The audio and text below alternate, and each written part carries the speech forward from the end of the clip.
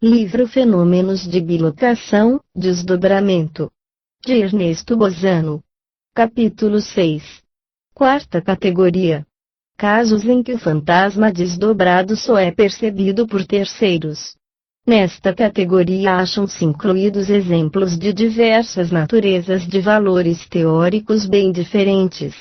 Tudo isto porque não é ainda possível excluir dela alguns episódios variados, suscetíveis de serem elucidados quer pela hipótese do desdobramento, quer pela hipótese da telepatia. Não é possível evitar este inconveniente até o dia em que o progresso das disciplinas metapsíquicas permita demarcar claramente as fronteiras a serem traçadas para cada hipótese, fronteiras que são, no momento, bem incertas e bastante discutíveis, de modo que é lícito a qualquer um estender, à sua vontade, o círculo de suas investigações. Creio, entretanto, ser oportuno acrescentar a respeito que publiquei recentemente, vezes seguidas e em diversas revistas, uma proposição para a solução desta questão perturbadora, proposição fundada na análise comparada e graças à qual os limites do campo, onde se pode exercer a telepatia, estão nitidamente fixados.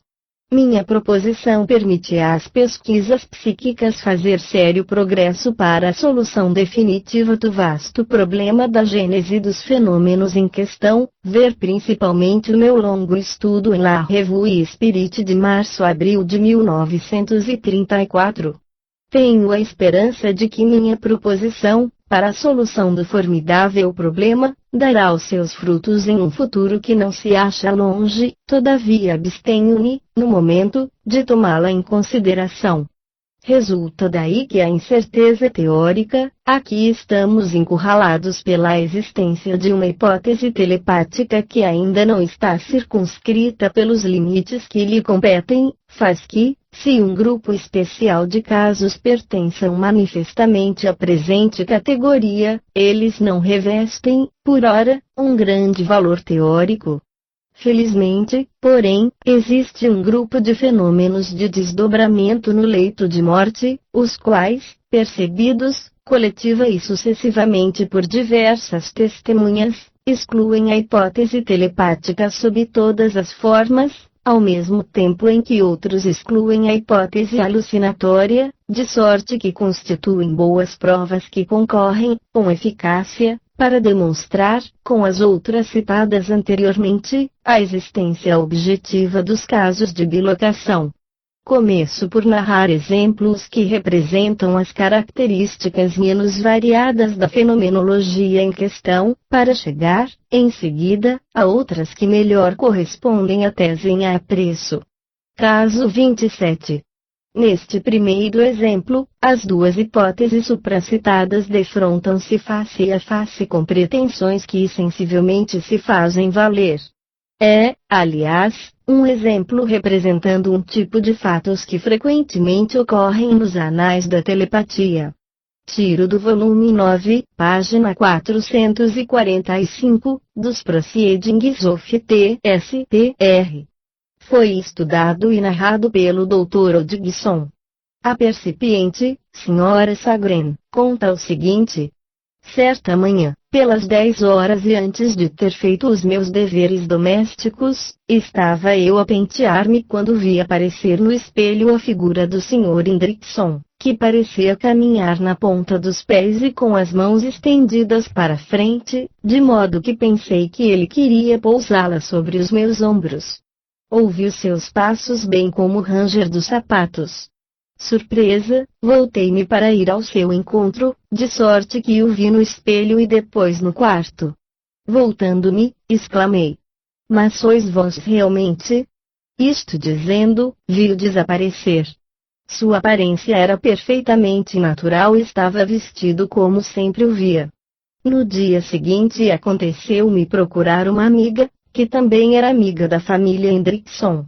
Apresentando-me ocasião propícia para informar-me sobre o local da residência dessa família, detalhe que ignorava pelo fato de ter eu, durante 4 anos, residido no sul e a família Hendrickson ter deixado a região antes de meu regresso, perguntei-lhe se o Sr. Hendrickson ainda estava vivo, pois havia sido informado de que ele ficara tísico. A minha amiga me respondeu que, segundo notícias recentes, devia ainda estar vivo. Contei-lhe, pois, que o havia visto na véspera, pela manhã. A amiga não se mostrou surpresa e considerou a aparição como uma predição de morte iminente do enfermo, acrescentando em seguida: a notícia de sua morte não me surpreenderia, porque, em sua última carta, ele me contara que havia tido uma hemoptise. De qualquer modo, escreverei à família dele, sem demora, para saber se está vivo ou morto. Passados alguns dias, veio a resposta na qual a Sra. Hendrickson informava que ele ainda vivia, mas que não alimentava esperança alguma de curá-lo, após o que acrescentou ter-lhe dito seu marido que me vira em sonho na mesma manhã em que eu o vira. Anotou também que o enfermo descrevera meu quarto, ainda que nunca o houvesse visto, e fizera a seguinte declaração quanto à minha pessoa. Ela me pareceu bem maior e mais forte que antes, o que corresponde à verdade, porque eu cresci e fiquei mais gorda, principalmente durante os 4 anos decorridos desde a última vez que o vi. A viúva do Sr. Hendrickson escreveu ao Dr. Hodgson para confirmar o relato da Sra. Sagren e também o da senhorita Dora Edenoff, a amiga de que fala a autora do testemunho. Como já o disse, os casos análogos ao precedente podem ser explicados, mais ou menos, pela hipótese da telepatia recíproca, o que leva a estabelecer, segundo esta hipótese, que, tendo o Sr. Hendrickson, em sonho, dirigido os seus pensamentos para a Sra. Sagren, teria, desse modo, provocado nesta última uma alucinação verídica e, a seu turno, a Sra. Sagren, superexcitada pela visão produzida, teria determinado o fenômeno análogo no Sr. Hendrickson. Sob outro aspecto, o fato de Sr. Hendrickson ter descrito o lugar em que se achava a Sra. Sagren, bem como a mudança que lhe sobreveio no físico, seria favorável à objetividade da aparição. Esta circunstância coincide, de uma parte, com tudo o que vimos desenrolar nos casos melhor estabelecidos de desdobramento com deambulação à distância e, de outra parte, seria dificilmente explicável só pela hipótese telepática. Caso 28. Extraio este caso da Revue des Etudes Psychiques, 1902, página 151. O Sr. G.T.H., membro da Society for Psychical Research, pessoalmente conhecido do diretor da revista, Sr. Cesare de Vesme, remeter a narração de um importante caso psíquico ao jornal The Spectator. Essa narração provocou a remessa de uma carta confirmativa por parte da pessoa interessada no mesmo caso. Eis aqui a carta. Sr. Diretor de The Spectator. A carta que vos foi remetida pelo Sr. G.T.H. e que publicastes em vossa edição de 1º de junho sob o título A Casa do Sonho, evidentemente se refere a um sonho tido por minha esposa, já falecida. A narrativa é exata em suas linhas gerais, ainda que eu não consiga reconhecer a identidade de vosso correspondente. Mas a mesma história foi narrada menos exatamente nos diários de Sir Stuart Grant Duff, citado em vosso artigo de 25 de maio. Não será, pois, inútil faça eu uma curta exposição desse acontecimento. Poucos anos passados, minha esposa sonhou por diversas vezes com uma casa cujos arranjos interiores descreveu com todos os detalhes, não obstante não ter tido ideia alguma da localidade em que se achava ela situada. Mais tarde, em 1883, aluguei de Lady B, durante o outono, uma casa nas montanhas da Escócia, cercada de terrenos para caça e de tanques para pesca. Meu filho, que então se encontrava na Escócia, tratou do negócio, sem que minha esposa e eu a conhecêssemos. Quando, enfim, Para lá fui sozinho, a fim de assinar o contrato de locação e tomar posse da propriedade. Lady B ainda habitava. Ela me disse que, esperando que não me aborrecesse, se sentia no dever de prevenir a respeito do dormitório que ela habitualmente ocupava, o qual, de certo tempo para cá, era assombrado por uma pequena dama que aí fazia contínuas aparições. Como eu era por demais cético sobre tais coisas, respondi que grande seria a minha satisfação de travar conhecimento com sua visitante fantasma. Deitei-me, pois, em tal quarto, porém não tive a visita de fantasma algum. Mais tarde, quando a minha esposa chegou, ficou muito surpresa reconhecendo na casa de seu sonho.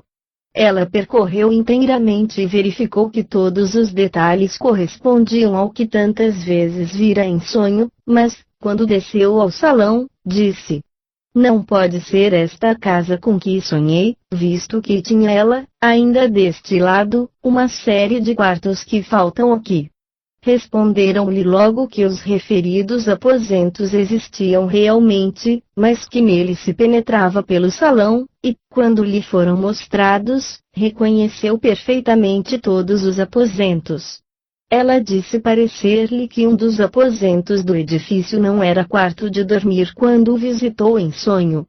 Efetivamente, verificou-se que o aposento em questão fora ultimamente transformado em dormitório. 2 ou 3 dias depois, minha esposa e eu visitamos Lady B. Como não se conhecessem ainda, apresentei uma outra e Lady B exclamou logo: "Cá está! Sois a dama que aparecia em meu quarto de dormir." Não tenho explicações a dar desse acontecimento. Minha esposa não teve, durante o resto de sua vida, nenhum sonho dessa espécie, que alguns hão de classificar de coincidência notável e que os escoceses chamarão de dupla vista.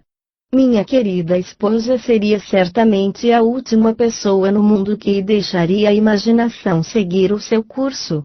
Posso, pois, garantir, como podem fazer outros membros da família, que ela pôde dar uma descrição exata e detalhada de uma casa arranjada de um modo todo especial e isto bem antes que ela e os outros membros da família soubessem que existia referida propriedade.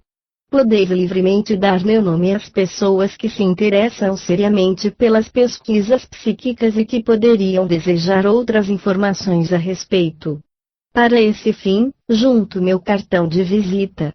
O Sr. G.P.H. forneceu ao diretor da revista o prenome e o sobrenome de Lady B, que pertence à mais alta aristocracia da Escócia. No caso exposto, a hipótese telepática é pouco verossímil pela falta de relação afetiva ou de simples conhecimento entre o agente e o percipiente. A esse respeito, convém rever, resumidamente, as conclusões a que cheguei em minha precedente demonstração referente aos limites entre os quais se exerce a telepatia, demonstração que se atém precisamente à circunstância das mais importantes, isto é, que o processo da análise comparada, aplicado ao material imenso dos fatos acumulados em 80 anos de investigações, faz emergir uma lei psíquica literalmente fundamental à qual estão submetidas todas as manifestações supranormais de ordem intelectual. A lei da relação psíquica, em virtude da qual as comunicações telepáticas, seja qual for a forma entre um sensitivo ou um médium de uma parte ou um indivíduo distante de outra parte, só podem produzir-se quando uma das 3 condições seguintes se verifica. Quando existem relações de conhecimento pessoal entre o sensitivo ou médium e o indivíduo afastado, na falta do que deve existir entre os experimentadores alguém que conheça pessoalmente o indivíduo distante, ainda na falta deste, um objeto longamente usado pelo indivíduo em questão, psicometria, e enviado ao sensitivo ou médium. Fica, pois, entendido que, se não for preenchida nenhuma destas condições, A relação psíquica à distância não pode se estabelecer entre pessoas vivas nem sob a forma telenésica, leitura à distância na subconsciência de outrem, o que, do ponto de vista das comunicações com os espíritos, equivale a dizer, não nos esqueçamos disto, que os casos de identificação pessoal dos defuntos, que viveram obscuramente desconhecidos do médium, não seriam explicáveis com as faculdades supranormais subconscientes e, consequentemente, obrigam logicamente, inelutavelmente, inexoravelmente, a dar lugar, quer se queira ou não, à interpretação espírita dos fatos. A esse respeito não é inútil recordar que os casos de identificação pessoal dos defuntos desconhecidos do médium e das pessoas presentes sempre se produzem em grande número, nas experiências mediúnicas. Isto posto, não há pessoa que não veja que enorme importância teórica tem o fato que circunscreve, de forma bem definida, o domínio legítimo no qual conseguem exercer-se as faculdades telepáticas. Com efeito, isto equivale a reconhecer que a prova experimental da sobrevivência do espírito humano está desde já cientificamente estabelecida.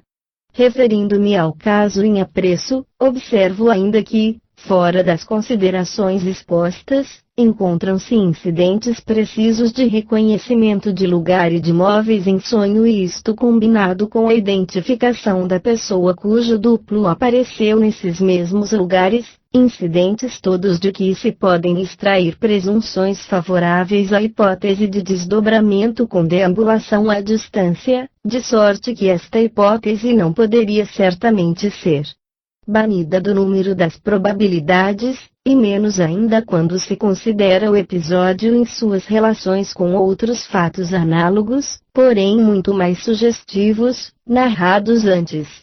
Acrescentamos que o episódio narrado ou apresentado pode ser também encarado como exemplo de precognição, considerando que a casa visitada, em sonho, pela esposa do narrador era a mesma em que deveria residir muitos anos depois, circunstância que, se não acrescenta nada em favor da hipótese de desdobramento, não precisa menos os limites da hipótese telepática. Nos 4 seguintes casos, há também o elemento de precognição que aí se acha sob a forma de precognição de morte para os indivíduos que se desdobram.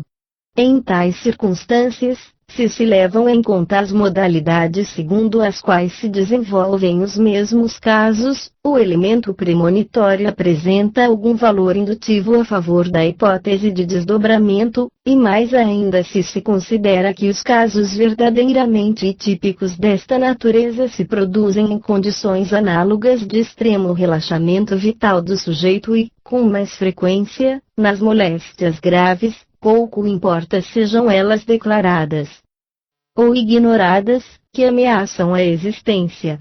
Em presença deste, bem como de outros indícios sugestivos fornecidos pelos fenômenos em questão, indícios muito sutis e bastante intuitivos para poderem ser concretizados em fórmulas verbais, repito que a sua interpretação, no sentido aqui indicado, é legítima, todavia com a condição de não as isolar, mas de as considerar como uma massa homogênea de outros fenômenos análogos, porque eles não têm uma significação precisa e evidente senão quando se empreende analisá-los e interpretá-los de modo cumulativo, o que negligenciam sistematicamente fazer os críticos de tendências diversas. Caso 29. Trata-se de um caso assaz notório, visto ter acontecido com um eminente sábio inglês, o naturalista Dr. G. J. Romanes. E é por isto que me apraz reproduzi-lo, apesar de ser bastante conhecido. Tomo ao volume 10, página 440, dos Proceedings of T.S.P.R., e o Dr. Romanes narra-se o acontecimento. Para o fim de março de 1878, pela meia-noite, num momento em que estava acordado, pareceu-me ver abrir-se a porta situada defronte da cabeceira da cama e entrar uma forma branca que, passando bem perto de mim e se firmando nos pés, estacou à minha frente, de modo ter visto que ela trazia a cabeça e o corpo envolvidos em véus brancos. Erguendo subitamente as mãos, essa forma levantou os véus que lhe ocultavam o rosto e então, como que enquadrada por suas mãos, apareceu-me o rosto de minha irmã, que se achava de cama, doente, desde algum tempo, na mesma casa. Chamei-a, gritei-lhe o nome com força e assim a vi instantaneamente desaparecer. No dia seguinte, e certamente devido à impressão que sobre mim produziu o acontecimento, chamei o Dr. W. Jenner, que diagnosticou só restarem alguns dias de vida a minha irmã. Com efeito, ela durou apenas uns dias. Eu gozava de excelente saúde e não sentia ansiedade alguma. Minha irmã era assistida pelo médico habitual da família e esta não suspeitava da gravidade de sua moléstia, de modo que eu não me preocupava mais com a enfermidade de minha irmã do que ela própria. Nunca tive, nem antes nem depois, uma experiência dessa natureza. Também desse acontecimento, se quiser considerá-lo individualmente, a interpretação telepática pode bastar para lhe dar razão. Neste caso, necessário seria supor que o eu consciente da enferma tivesse percebido a iminência de sua morte, contrariamente à personalidade consciente que não suspeitava nada disso, percepção que teria despertado nela o sentimento de ternura pelo seu irmão do qual ia se separar e determinado, por aí, no espírito deste, o desenvolvimento da alucinação telepática. Essa alucinação teria assumido formas mais ou menos dramáticas ou simbólicas por efeito do determinismo associativo no percipiente, sujeito. Tal é a interpretação telepática do caso. Quanto à outra interpretação de que talvez se tratasse de um fenômeno espontâneo de desdobramento relacionado com a moléstia que ameaçava a vida da paciente, ela se apresenta tão clara e tão evidente, porque conforme ao que se passa em outros fenômenos de desdobramento, que dispensa outros esclarecimentos ou comentários. Caso 30. Tiro, como o anterior, de um estudo de Miers publicado nos Proceedings of TSPR, volume 10, página 448. Foi recolhido e estudado por Gurney. A percipiente, Sra. Sophie Chapronieri, assim se expressa. Achava-me no meu quarto de dormir e me despia com o auxílio de minha camareira, Sra. Gregory, que estava a meu serviço há uns 41 anos. Quando ela me tirava o bracelete, vi aparecer, de repente, por detrás dela, uma forma que se lhe assemelhava. A Sra. Gregory gozava então de perfeita saúde e eu exclamei: "Mas como, Sra. Gregory, vejo seu duplo neste momento?" Ao que ela respondeu, sorrindo: "Verdade, senhora?" E não deu absolutamente demonstração de estar impressionada. No domingo seguinte, declarou não se sentir bem. Chamei o médico, que diagnosticou ligeira indisposição. A despeito desse diagnóstico benigno, na quarta-feira à noite morreu repentinamente, pouco mais ou menos à mesma hora em que, uma semana antes, o seu duplo me havia aparecido. O fato passou-se há 15 anos. Assinado, Sophie Chapronieri. Gurney acrescenta as seguintes particularidades. Fui à casa da Sra. Chapronieri para interrogá-la sobre o caso em questão. Ela me declarou que nunca teve outras visões ou alucinações. O duplo que vira possuía toda a aparência de uma pessoa real e reproduzia perfeitamente o aspecto da Sra. Gregory, cuja morte foi súbita. Ela estava ligeiramente indisposta havia 2 dias, mas a indisposição não causava preocupação porque ela continuava a comer com apetite. A filha da senhora Chapronieri confirmou lembrar-se exatamente do modo pelo qual sua mãe falava da aparição no instante em que ela ocorrera, isto é, uma semana antes da morte da senhora Gregory. Assinado, E. Gurney. Em substância, este caso não se diferencia do precedente e comporta os mesmos esclarecimentos, tanto do ponto de vista telepático como do ponto de vista do desdobramento. Caso 31. Faz parte de um interessante estudo sobre as premonições e foi publicado pela Sra. Sidgwick nos Proceedings of T.S.P.R., volume 5, página 295. O relator, Sr. W. T. Catleug, residente em Chelsea, escreveu nestes termos, em data de 19 de dezembro de 1883. Senhor, o vosso artigo em T-Standard faz surgir em minha lembrança de um acontecimento ocorrido há 5 anos e precisamente 5 semanas antes da morte de minha primogênita. A pobrezinha nunca foi robusta e, para melhor protegê-la, coloquei a sua caminha encostada ao meu leito. Minha esposa estava então enferma, razão por que sempre conservávamos uma lâmpada acesa no quarto. Na noite em questão, eu dormia com as costas voltadas para minha filhinha, quando fui acordado por um súbito toque no ombro. Voltei-me repentinamente, pensando que a pequena me chamara, e nitidamente percebi o seu duplo espiritual que se elevava lentamente da cama, ajoelhada e de mãos postas, como se estivesse a orar. Atravessou-me o espírito o pensamento de estar morta e então pousei a mão sobre a sua testa, que achei quente, e verifiquei que respirava regularmente. Observei ainda que os seus braços não haviam saído debaixo do cobertor e que o seu corpinho estava inteiramente coberto. No dia seguinte, tomei nota do acontecido no meu diário, convicto de que se tratava de um anúncio de morte da menina. Aparentemente ela gozava de boa saúde, ainda durante 5 semanas, tudo corria bem, mas, na sexta-feira, o anjinho sucumbiu a um ataque de meningite tuberculosa. Assinado, W. T. Catleug. Em uma segunda carta sua, o Sr. Catleug acrescenta os seguintes detalhes. Não fui mais testemunha de nenhuma aparição do gênero, como não mais experimentei sensações alucinatórias de contato. Devo fazer uma ligeira correção na relação enviada. Consultando meu diário correspondente ao ano de 1879, verifiquei que a inexplicável sensação de toque no ombro, com a visão que se lhe seguiu, aconteceu no dia 1º de fevereiro, a 1h30 da madrugada, do que resulta que a minha filhinha adoeceu 6 semanas depois do acontecido e não 5. Se se tratasse de um sonho, eu não me teria dado o trabalho de escrever nele.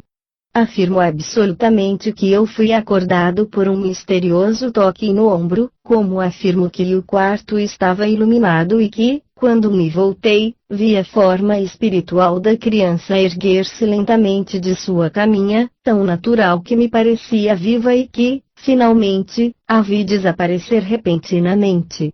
Eu não estava preocupado com a sua saúde. Ainda que nervosa e delicada, nunca teve indisposições sérias, nem mesmo as habituais doenças da infância, e então gozava de melhor saúde do que nunca. A Sra. Catleug, a mãe, confirmou todos os pontos da narrativa de seu marido.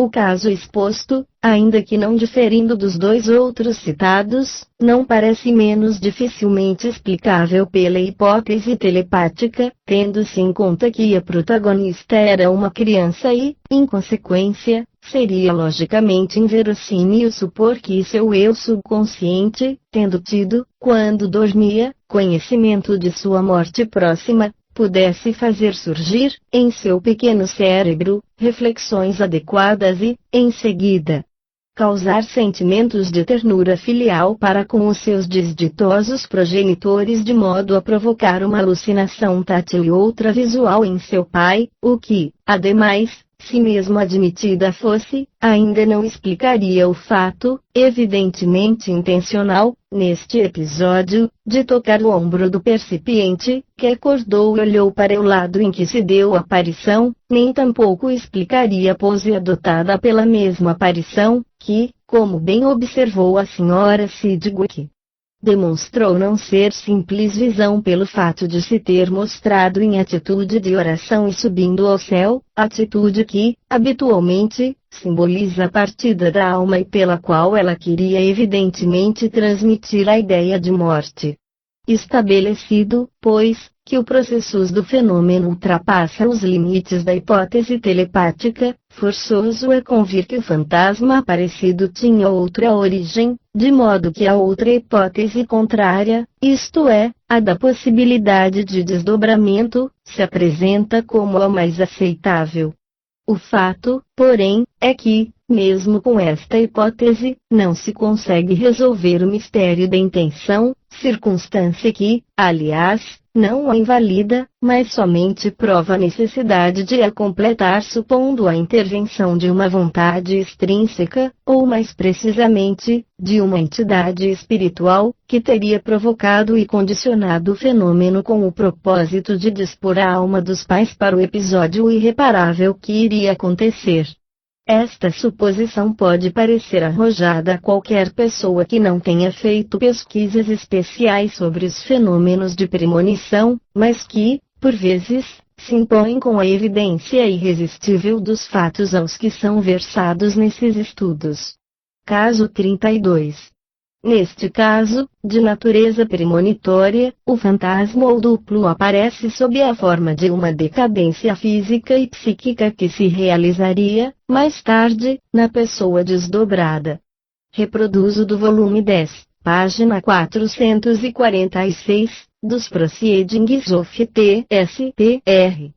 Foi colhida por Mears, que conheceu pessoalmente a narradora. No momento em que aquele escrevia, o protagonista do fato se achava vivo, circunstância que obrigou Mears a ocultar os nomes dos interessados. A narradora percipiente escreve: no decorrer do ano de 1892, achava-me em Paris, na casa de um parente próximo que eu muito estimava. Ele era advogado e se tornara um dos mais hábeis e eminentes do foro. Havia já algum tempo que não se sentia bem e me escreveu, quando eu residia na Inglaterra, relatou que padecia de abalos nervosos e tinha dificuldade para trabalhar. O conteúdo de sua carta inquietou-me, razão pela qual lhe prometi ir à sua casa, alegando que a mudança de clima me seria proveitosa. Segui para Paris e fui hospedada em seu magnífico apartamento do Boulevard Haussmann. Ele é solteirão e só tem a seu serviço um criado, que, segundo o costume parisiense, não dorme no mesmo apartamento, mas em um quarto especial no 5º andar. Assim, eu ficava só durante a noite. Os nossos respectivos quartos estavam situados nos dois extremos do corredor, de modo que uma série de outros aposentos estavam interpostos entre os nossos. Pouco tempo depois da minha chegada, recebi um pacote de cartas importantes a consultar e também um pedido para traduzir um artigo médico em francês.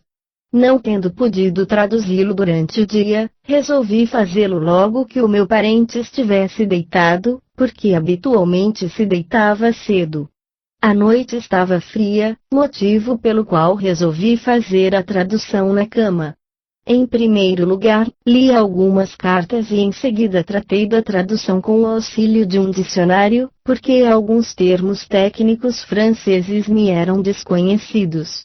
Exponho todos esses detalhes com o único fim de mostrar o quanto estava meu espírito absorvido pela tarefa empreendida e que eu estava não só acordada, mas tinha a mente livre de qualquer preocupação pela saúde de meu parente, no qual eu não pensava. No momento em que eu traduzia rapidamente, vi, de lado, como ordinariamente se enxerga sem levantar os olhos, abrir-se lentamente a porta do quarto e, como só poderia tratar-se de meu parente, pensei que ele se sentia nervoso e precisava de minha companhia, de modo que, sem mesmo levantar os olhos de meu trabalho, lhe disse: Mas, aproxima-te. Estou deitada. Não obtendo resposta, virei-me para o lado e achei-me diante de uma visão espantosa. Observo aqui que meu parente era um bonito homem sob todos os pontos de vista. Alto, bem proporcionado, robusto, de traços regulares, rosto simpático e muito inteligente. Vi entrar cambaleando no quarto, alguém que se lhe assemelhava completamente, mas que parecia reduzido ao último extremo da decadência física e da imbecilidade. Esse corpo prostrado e apagado só media metade de sua estatura real e as pernas, paralisadas e arrastantes, pareciam incapazes de suster essa forma cambaleante e emaciada. Ele tinha o rosto contraído, pendente o maxilar inferior, os olhos encurvados, com uma pupila sem expressão, que olhava, no vácuo, de maneira terrificante. Esse resto de homem, não encontrou outra expressão que o qualifique, arrastava-se, trôpego, pelo aposento, volvendo, de tempos em tempos, um olhar estúpido para mim. Em seguida, dirigiu-se para outra porta, procurou longamente a maçaneta que finalmente achou, girou-a, conseguindo assim abrir a porta, para, a seguir, sempre cambaleando, entrar em outro quarto, onde desapareceu subitamente. Eu estava sentada em minha cama, gelada de horror, fichando essa forma espectral até que sumiu. Então saltei do leito e, atravessando apressadamente o corredor, penetrei no quarto de meu parente, que encontrei profundamente adormecido. Nada em seu rosto podia, mesmo de longe, comparar-se a esse sósia horrível que eu havia visto. Nessa noite não pude mais conciliar o sono e, durante semanas, fui como que obsidiada pela lembrança do espectro que vira. Abstive-me, naturalmente, de fazer a menor alusão a esse acontecimento, diante de meus amigos e conhecidos de Paris, mas, em carta contei tudo a minha mãe, nos mesmos termos que a quem prego. Algumas semanas depois, não tendo o meu parente experimentado melhoras, foi consultar um eminente especialista de moléstias nervosas que o tranquilizou, mas secretamente a mim confiou temer se declarasse uma paralisia geral com degenerescência cerebral. E o diagnóstico realizou-se integralmente. No instante em que escrevo, outono de 1895, meu infeliz parente foi hospitalizado em uma casa de saúde. Ele vai de mal a pior e os terríveis sintomas da moléstia se declararam com toda a virulência. E no presente momento, que se note bem, chegou a tal estado de desmoronamento físico e moral que, de modo horroroso, se assemelha à forma espectral que me apareceu em 1892, manifestação que foi, provavelmente, providencial e que teve por fim preparar as nossas almas para a desgraça que nos acabrunhou. No momento da aparição, meu parente contava 43 anos e era fisicamente tão bonito, tinha um rosto tão inteligente, maneiras tão cativantes que impossível seria imaginar pessoa mais bem dotada pela natureza. Era, em suma, a última criatura por quem se pudesse temer um fim tão miserável. Desnecessário é acrescentar que se trata do próprio irmão da narradora.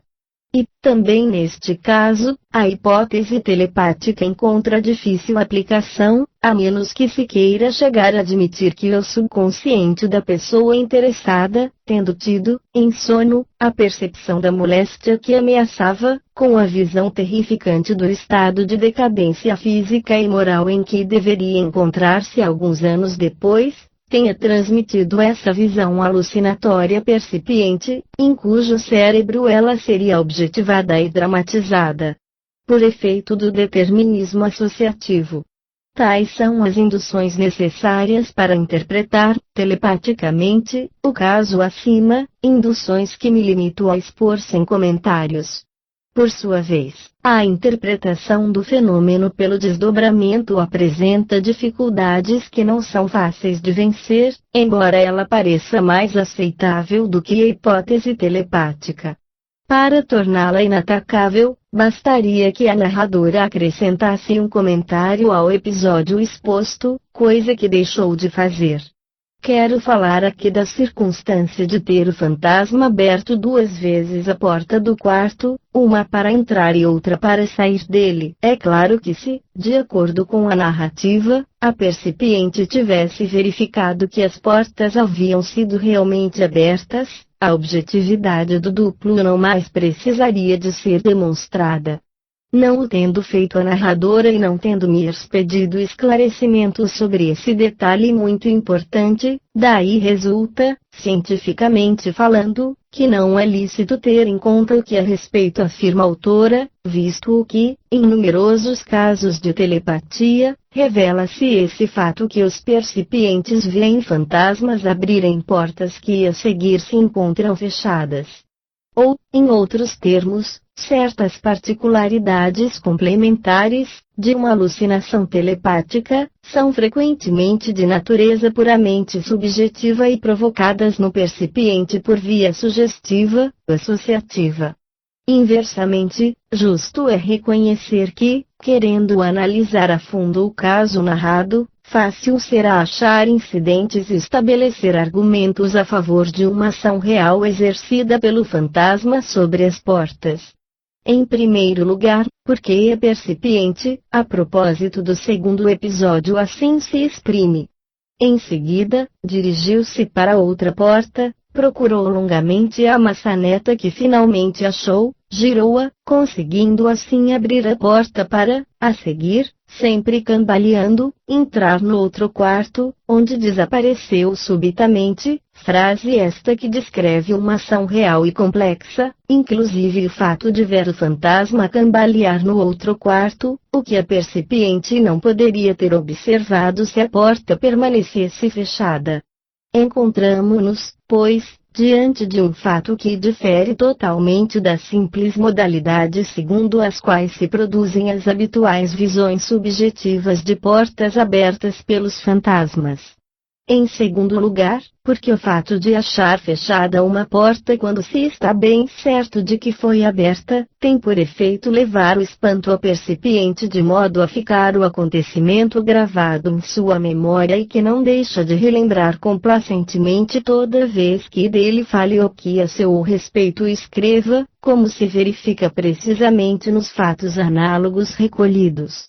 Daí a presunção de que, se a narradora do caso em questão tivesse descoberto que a porta aberta pelo duplo tivesse permanecido fechada, ela não deixaria de mencioná-lo, tanto mais que, correndo logo para o leito de seu parente, como o fez, ela deveria perceber-se imediatamente da ocorrência.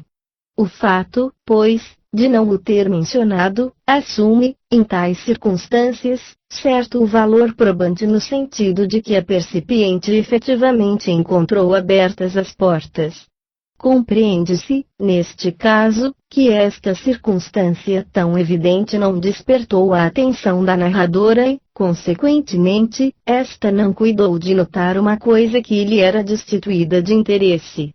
Tais as induções especiais que este caso sugere, induções que me parecem suficientemente racionais e legítimas para terminar aqui. Ainda algumas palavras a respeito da dificuldade de interpretar o caso presente, do ponto de vista objetivo.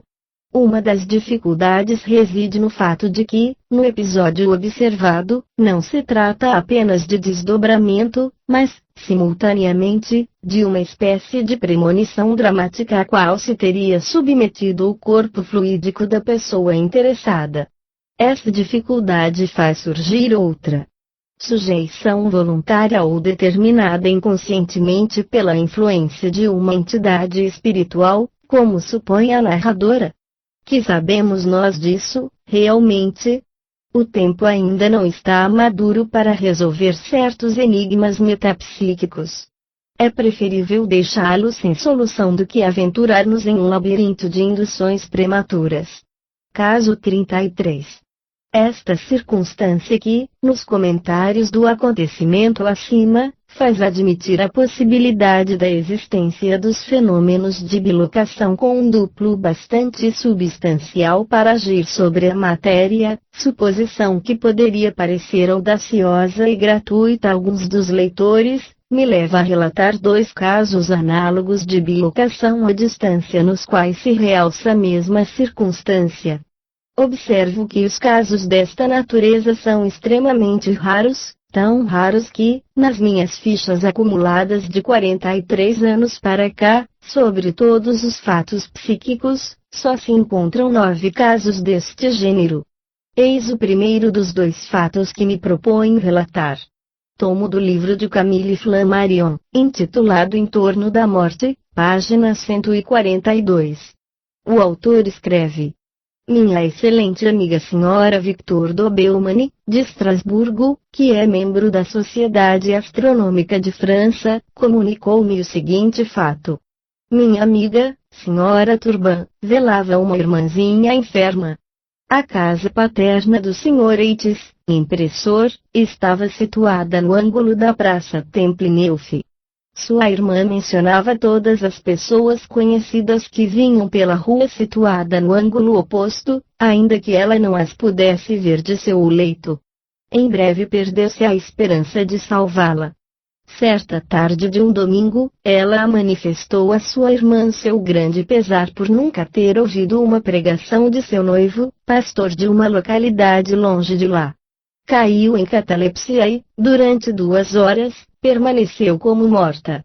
Quando acordou, contou ter visto o noivo pregar sobre determinado tema e, no dia seguinte, faleceu. Após o sepultamento, a Sra. Turban perguntou ao noivo de sua irmã se no domingo à tarde havia pregado sobre tal assunto. Muito surpreso, quase chocado, ele perguntou: como puderam saber? Foi a sua noiva que me contou. É bem estranho, disse ele, porque no meio de meu sermão acreditei ver entrar no templo uma forma branca que se parecia com a minha noiva. Sentou-se numa cadeira desocupada, no meio da assistência, e desapareceu ao terminar o serviço. Neste caso, a possibilidade de consistência substancial do fantasma aparecido é presumível, sobretudo pela circunstância de ter-se o duplo dirigido para a única cadeira desocupada no meio da assembleia de fiéis reunidos em volta do púlpito, onde se sentou e aí permaneceu durante 1 hora sem se mover. Mas evidente é que, para eliminar toda dúvida sobre a consistência material do fantasma, o ministro clarividente interrogasse os fiéis presentes a fim de se assegurar se também outros haviam visto o mesmo fantasma e ao mesmo tempo. No seguinte caso, desapareceu qualquer dúvida sobre a natureza substancial do fantasma diante de certos atos concretos produzidos pelo próprio duplo. Caso 34. Trata-se de um fenômeno de data relativamente recente e cientificamente importante por ter sido informado por uma documentação que nada deixa a desejar. O seu relator é William Stead, escritor eminente, jornalista espírita inglês bem conhecido, e o caso aconteceu com ele mesmo numa igreja, onde percebeu o duplo materializado de uma amiga sua, então enferma. Ele se cercou do máximo de testemunhas, de modo a tornar o fenômeno cientificamente incontestável. Para o conseguir, colheu atestados subscritos por 4 membros de sua própria família que se achavam na igreja, todos eles conhecendo familiarmente a senhora cujo duplo viram. Por outro lado, colheu os testemunhos do pastor anglicano, do diácono, dos membros do coro, todos os quais viram o fantasma e o notaram por seus característicos, sem desconfiarem que só se tratava de um fantasma.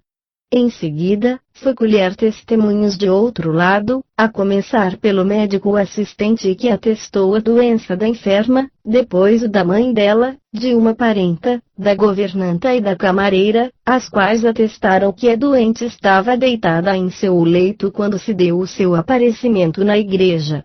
E, finalmente, obteve o testemunho da protagonista, que experimentou um impulso por assim irresistível de ir à igreja e narrou as circunstâncias em que se realizou o estranho fenômeno.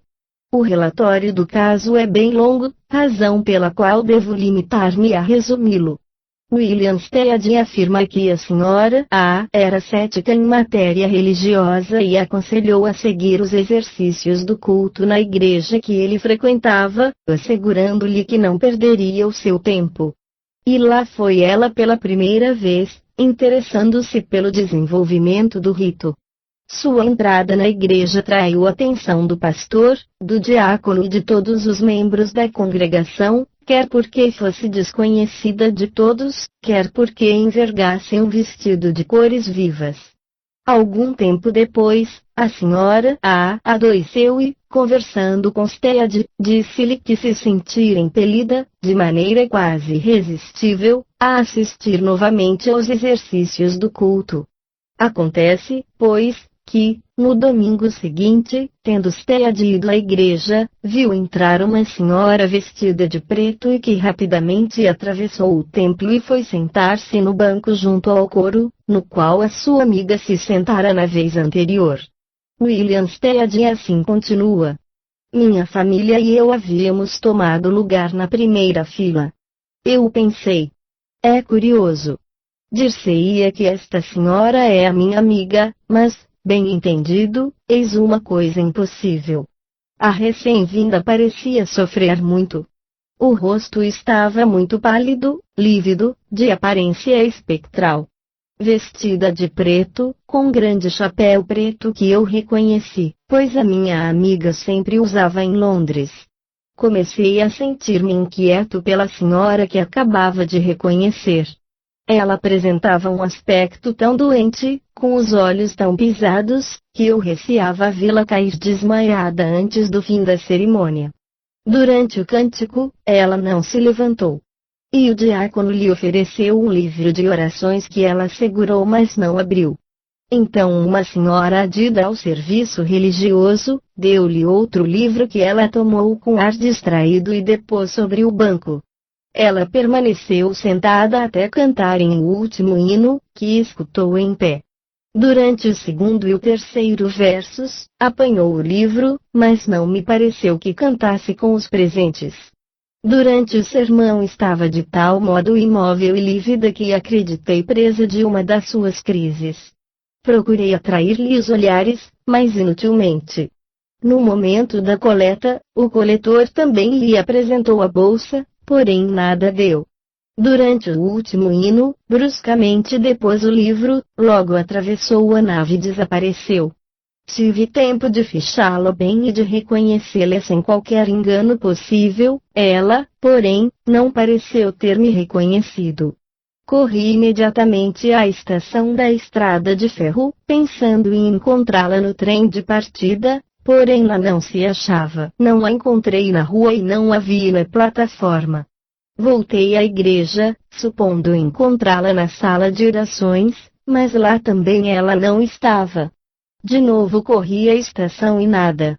Ela fora vista por toda a minha família, exatamente como fora vista por mim, e também foi reconhecida por todos, uns independentemente dos outros. Assim se exprime William Stead. Foi só na manhã seguinte que Stead, ao receber uma carta da senhora, comunicando-lhe ter passado muito mal no dia anterior, compreendeu subitamente que assistira a um fenômeno de bilocação, pensamento que o convenceu imediatamente. Ele observa. Eu não podia duvidar um só momento da identidade daquela que eu havia visto. Era ela, bem ela, em seu aspecto, seu corpo, seu modo de andar e na maneira de se vestir simplesmente mas com originalidade. Múltiplas lâmpadas a gás iluminavam o templo e durante 1h15 a senhora A permaneceu diante de mim, bem iluminada, na assembleia de uma centena de pessoas. E, mais ainda, ela atravessara a nave antes de terminar o serviço, portanto, passou diante de todos os fiéis, de cabeça levantada, perfeitamente visível. Segue-se na relação de Stead a extensa lista de atestados pessoais que ele colheu para validar o fenômeno, atestados que sumariamente resumi no começo.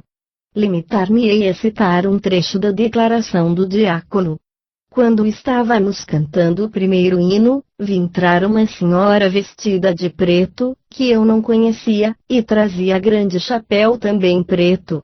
Ela havia aberto bruscamente a porta e se dirigira rapidamente para um banco perto do coro. Pareceu-me ser uma estranha e eu fiquei espantado com a precipitação com que caminhava. Depois da primeira leitura da Bíblia, durante o cântico, notei que permanecia sentada e aproximei-me para lhe oferecer um livro de orações, que ela aceitou. Minha atenção foi desviada para outras coisas, mas, ao cantarmos o último hino, vi-a descer e se dirigir rapidamente para a saída, onde empurrou a porta sem esperar pelo meu auxílio. Ela se enganou com a folha da porta, depois saiu e desapareceu de minha vista. William Stead termina sua extensa relação com estas observações.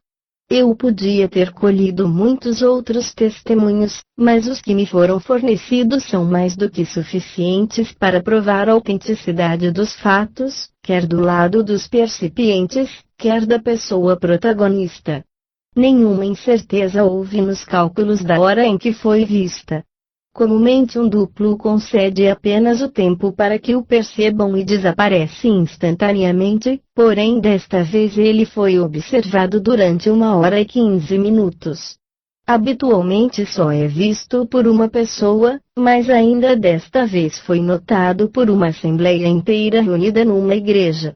Ordinariamente se verifica uma relação psíquica entre o duplo e as pessoas que o percebem, mas, ainda uma vez neste caso, foi igualmente visto por pessoas que conheciam a senhora A como por pessoas que não a conheciam.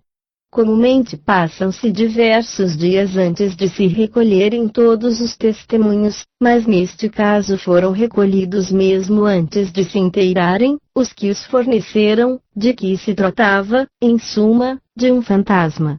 Concluo, daí, que parece provado ter se manifestado na igreja de Z, e na tarde de domingo, 13 de outubro de 1896, o duplo da senhora A, e que esse duplo estava suficientemente materializado para empurrar a folha da porta de saída, para entrar e sair, para tomar e segurar o livro em suas mãos, se bem que os circunstantes hajam observado que a aparição conservava aberto o livro, como o havia recebido. Tal é, resumido, o interessante caso de bilocação observado por William Stead, caso cientificamente notável por estar apoiado em uma documentação perfeita. Ela se presta a considerações teóricas instrutivas que me abstenho de formular, porque me levariam além da tese aqui sustentada. Isto posto, limitar-me-ei a observar que o fato de fantasma aparecer no traje que a pessoa desdobrada usava habitualmente naquela estação, não deve embaraçar o leitor porque assim se passam as coisas nas experiências de fotografia do pensamento, no decorrer das quais aparece sobre as chapas fotográficas o objeto em que o experimentador pensa fortemente. E, bem frequentemente, nem mesmo se pergunta se este último teve a intenção de impressionar a chapa com o seu próprio pensamento, visto tratar-se de alguma coisa familiar na existência cotidiana do sensitivo que se coloca diante da máquina, de modo que essa qualquer coisa existe por assim dizer no limiar de sua consciência. Assim, por exemplo, em minha monografia Pensamento e Vontade, Forças Plásticas, exatamente plasticizante, e organizadoras, eu relato o caso clássico da senhorita Scatcherd, que foi solicitada pelo arcediago Coley a se deixar fotografar. Ela consentiu de bom grado, mas no momento de posar percebeu que estava em traje caseiro e pensou que seria melhor a sua linda camiseta ornada de rendas. Pois bem, na fotografia a sombra da camiseta desejada aparecia superposta à que vestia realmente. O reverendo Coley publicou essa fotografia na revista Light, 1913, página 350, onde se vê aparecer distintamente o desenho transparente da camiseta inexistente. Não ouvidemos, pois, que o pensamento é força plástica e organizadora, o que explica o fenômeno, aparentemente incompreensível, de fantasmas de vivos e de mortos constantemente aparecerem vestidos de véus brancos em que se envolvem. Isto pelo simples fato de se imaginarem vestidos.